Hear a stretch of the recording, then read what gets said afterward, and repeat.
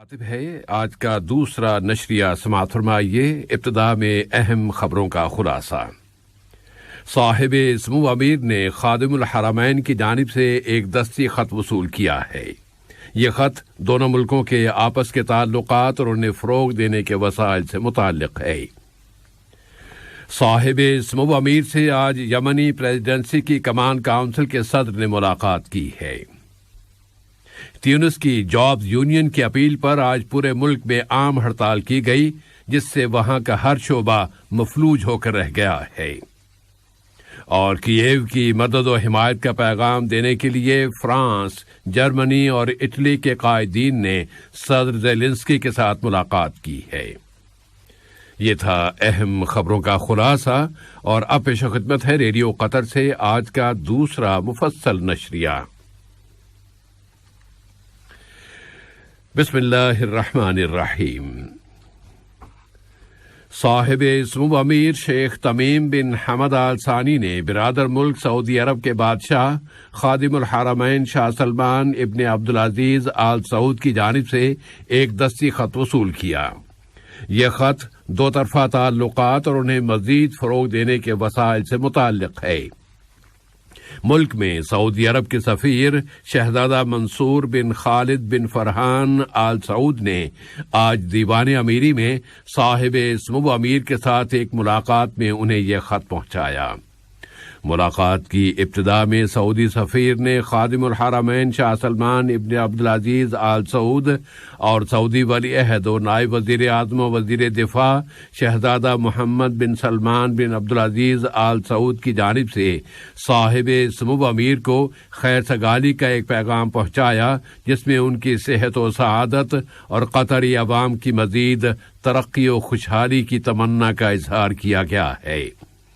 صاحب سمو امیر نے بھی خادم الحرمین اور سعودی ولی عہد کے لیے اسی قسم کے جذبات پر مشتمل ایک پیغام سعودی سفیر کے سپرد کیا۔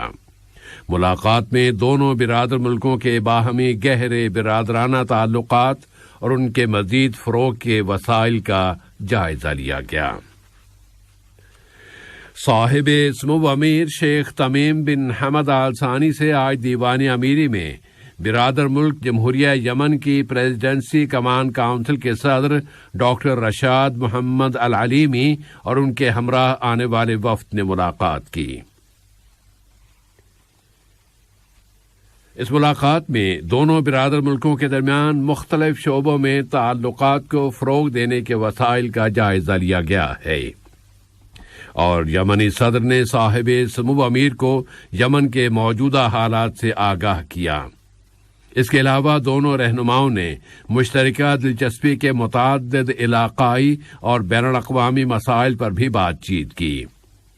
اسی طرح وزیر اعظم و وزیر داخلہ شیخ خالد بن خلیفہ بن عبدالعزیز آل ثانی کے ساتھ بھی برادر ملک جمہوریہ یمن کی پریزیڈنسی کمان کونسل کے صدر ڈاکٹر رشاد محمد العلیمی نے ملاقات کی ہے، جس میں دونوں برادر ملکوں کے آپس کے تعلقات و تعاون اور انہیں مزید فروغ دینے کے وسائل کا جائزہ لیا گیا۔ ملاقات میں مشترکہ دلچسپی کے متعدد علاقائی اور بین الاقوامی مسائل کا بھی جائزہ لیا گیا۔ وزیر اعظم و وزیر داخلہ نے یمنی پریزیڈنسی کمان کونسل کے صدر اور ان کے ہمراہ دوحہ آنے والے وفد کے اعزاز میں ظہرانہ بھی دیا۔ یہ دورہ دونوں برادر ملکوں، ان کی اقوام اور قیادتوں کے درمیان منفرد اور تاریخی تعلقات کی عکاسی کرتا ہے۔ وزیر مالیات جناب علی بن احمد الکواری سے آج یونائیٹڈ کنگڈم کے وزیر خزانہ جناب رشی سناک نے ویڈیو کمیونیکیشن کے ذریعے ملاقات کی ہے۔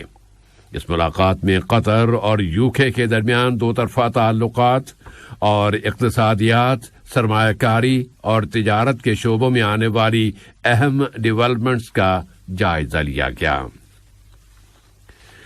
وزیر تجارت و صنعت شیخ محمد بن حمد بن قاسم آل ثانی سے جمہوریہ سیرالیون کے وزیر تجارت و صنعت جناب ایڈورڈ ہینگا سانڈی نے ملاقات کی ہے۔ ملاقات میں مشترکہ دلچسپی کے ان موضوعات کا جائزہ لیا گیا جن کا مقصد دونوں ملکوں کے درمیان ٹریڈ، انویسٹمنٹ اور انڈسٹری کے سیکٹرز میں تعاون کو فروغ دینا ہے۔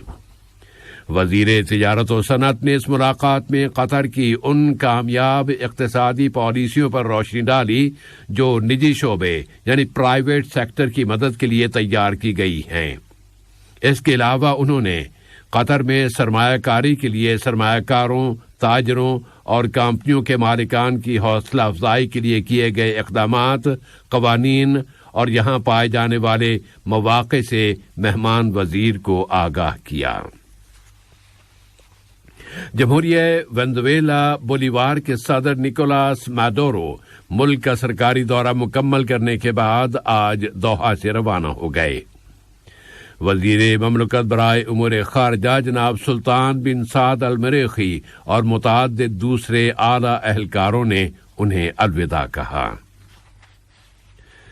میڈیا سٹی کی ایگزیکٹو چیئرمین اور 2022 کے دوسرے قطری اقتصادی فورم کے انتظامات کرنے والی کمیٹی کے سربراہ شیخ علی بن عبداللہ بن خلیفہ آل ثانی نے اس دوسرے اقتصادی فورم کے شرکاء کا خیر مقدم کیا ہے۔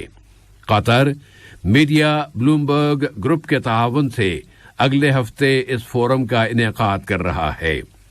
انہوں نے کہا کہ اس فورم میں عالمی قائدین اور اعلی اہلکاروں کی شرکت قطر کے اس قائدانہ مقام کی عکاسی کرتی ہے جو قطر نے بزنس، انویسٹمنٹ، سپورٹس اور ایجوکیشن کے شعبوں میں علاقائی اور عالمی محور کی حیثیت سے حاصل کر لیا ہے۔ قطر نے زور دے کر کہا ہے کہ وہ افغانستان میں ایک جامع سیاسی اتفاق رائے تک پہنچنے کے لیے سہولتیں فراہم کرنے کی اپنی کوششیں جاری رکھے گا۔ قطر نے کہا ہے کہ افغان عوام کی مدد، ان کی آبرومندانہ زندگی، پائیدار امن، سلامتی، ترقی، قانون اور اداروں کی اسٹیٹ کی تعمیر کے لیے افغانیوں کی امنگوں کی تکمیل کے حق سے متعلق قطر ایک مستقل موقف رکھتا ہے اور وہ افغانستان اور علاقے میں امن و استحکام کی بحالی کے لیے ایک جامع سیاسی اتفاق رائے کے لیے سہولتوں کی فراہمی کی اپنی کوششیں جاری رکھے گا۔ جنیوا میں قطر کے مستقل وفد کے سیکنڈ سیکریٹری جناب طلال النعمہ حقوق انسانی کی کونسل کے 50ویں سیشن میں اظہار خیال کر رہے تھے۔ اس سیشن میں افغانستان میں حقوق انسانی سے متعلق حالات کے بارے میں اقوام متحدہ میں حقوق انسانی کے ہائی کمیشن کے کردار کو مزید بہتر بنانے کے بارے میں گفتگو کی گئی ہے۔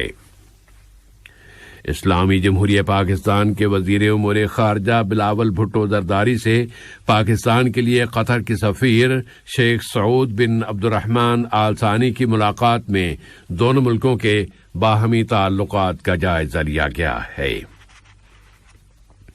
جابز اور ملازمتوں سے متعلق تیونس کی یونین نے ملازمین کے حالات بہتر بنانے کے لیے حکومت کے ساتھ ہونے والے مذاکرات کی ناکامی کے بعد آج پورے ملک میں عام ہڑتال کرائی ہے۔ تیونسی جاب یونین کے سیکرٹری جنرل نور الدین الطبوبی نے کہا ہے کہ حکومت کے ساتھ بات چیت اور ڈائیلاگ کے تمام چینلز اور راستے بند ہو جانے کے بعد اس ہڑتال کی اپیل کی گئی تھی اور آج کی اس ہڑتال کی وجہ سے ملک کے تمام شعبوں میں حتیٰ کہ ہوا بازی کا شعبہ بھی مکمل طور پر مفلوج ہو کر رہ گیا اور اس کی اطلاع خود تیونسی حکومت کے ترجمان نصر الدین النصیبی کی طرف سے دی گئی ہے۔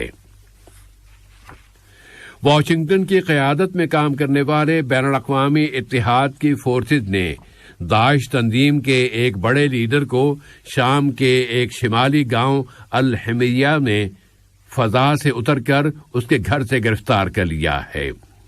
گرفتار ہونے والا یہ لیڈر ہانی احمد الکردی ہے جو الرقہ کے والی کے نام سے معروف ہے۔ اسے دھماکہ خیز مواد کی تیاری اور بم تیار کرنے کی صلاحیت حاصل ہے اور یوکرین کی جنگ کی تازہ صورتحال میں امریکہ کے صدر جو بائیڈن نے اعلان کیا ہے کہ ان کا ملک یوکرین کی فوجی مدد میں مزید $1 بلین بھیجے گا۔ وہ یوکرین کے صدر وولودیمیر زیلنسکی کے ساتھ ٹیلی فون پر بات چیت کر رہے تھے۔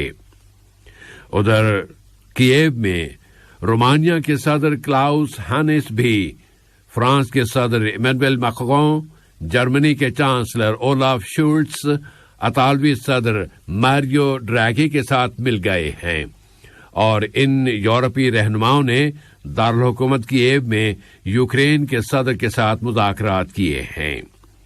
یہ ملاقات ایسے وقت میں ہوئی ہے جبکہ روس یوکرین جنگ کی وجہ سے عالمی غذائی بحران یعنی ورلڈ فوڈ کرائسس اور لوگوں کی اجتماعی نقل مکانی کا بحران وجود میں آ چکا ہے۔